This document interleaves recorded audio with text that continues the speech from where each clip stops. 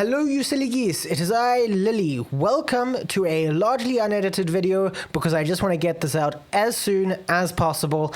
I think I have fixed most of the problems with our path of building. I have seen all of the comments that I've been receiving. I've seen you all in my Twitch chat, I've seen you all in my Discord. Thank you for all of the support, it's been amazing. And sorry that the build didn't work quite as well as I had hoped it would, and I think that most of you hoped it would. There was some changes with the patch which made our build both better and worse and meant that we had to make some changes, but I wasn't able to put out an updated path of building in time, so I have done what I can to update the path of building now.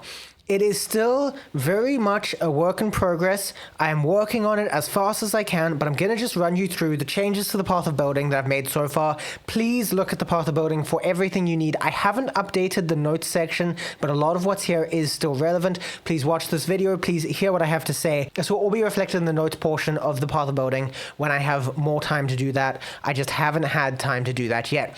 Act 1, we're still going to follow Dead Rabbit's guide. He has updated his mobilitics. Please go check that out. The skills in path of building are a little bit bugged out, so look at that for the skills, but we can at least see what the passive tree will look like. This is your Act 1, this is your Act 2, this is your Act 3, and this is your Act 4.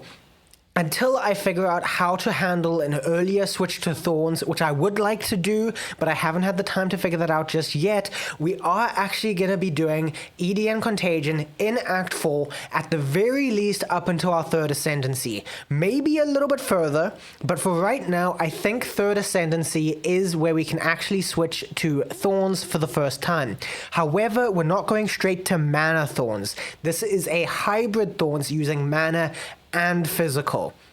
The first thing that's important to note is that we are not taking Baydut's Hand yet, but we are taking Baydut's Gaze, and we are actually taking Grinning Immolation much earlier, because with Grinning Immolation, we can now get 100% reduced magnitude of Ignite. So we can get Flame Walker, and we can get Self-Immolation, and if we include the nodes that lead up to those two things, we can get 40% reduced effect of Ignite on us. That is pretty great. It does mean that we can't ignite enemies, but it allows us to get a lot of cool things that work with being self-ignited. I haven't worked everything to do with self-ignite into the path of building yet, so if you have any ideas, feel free to go with them, but something that we can do immediately is Stand Ground. And you'll see that in our fourth Ascendancy part, which is work in progress, I have got us taking Zealot's Oath and Stand Ground to have our energy shield come from our life regen and to have a decent amount of life regen because of the fact that we are permanently ignited. Also taking Baydut's Hand as our fourth Ascendancy. Now, something that's important to note is because we are hybrid Thorns, it is very important that you do not go for the unique shield or the unique body until way later in progression. We need some physical Thorns rolls, so we're getting that from our shield and from our body armor. However, we're not going to get that from our belt, because as soon as we take Mind Over Matter, which we plan to do as early as possible, we are going to need Midnight Braid for mana recovery. I've heard from a few people in my chat that this is more or less essential, but also makes the build's tank feel very reliable. I know a few of you have mentioned that this is actually more like 25% of damage taken recouped as mana because of Mind Over Matter, making it have 50% less regen rate, but it is still very useful and very good. And to complement that, we also are going to want Mana Remnants as soon as we take Mind Over Matter. What's also important is because we are going for a hybrid setup, Scavenge Plating is actually good for us now, and we have to use Resonating Shield with Armor Demolisher support to get a full armor break so that we can actually get stacks of Scavenge Plating.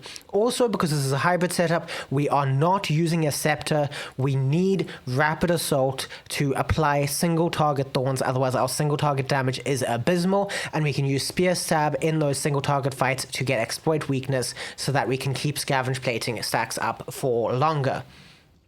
That is kind of the idea of what I have done so far to get this build fixed so that you can all change to Thorns as soon as possible.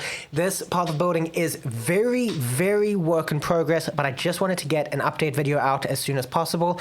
It is my anniversary tomorrow, and I want to be able to take that day off of streaming and making videos and making path of buildings, so it felt very important to just get a video out today. Sorry that this video is a bit scuffed, sorry that it is low effort editing.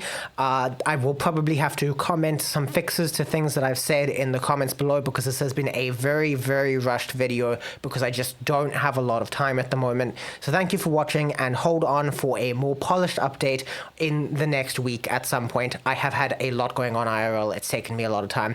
But anyway, just to end things off, I want to say thank you everyone for the support. It has been insane. I never expected to see the numbers that I have seen off of this video. Thank you so much. Thank you for all the subscriptions, all the Discord joins, and all the Twitch follows and engagements in my chat. It's been wonderful, and I look forward to engaging with you all in the future. Thank you very much, and goodbye.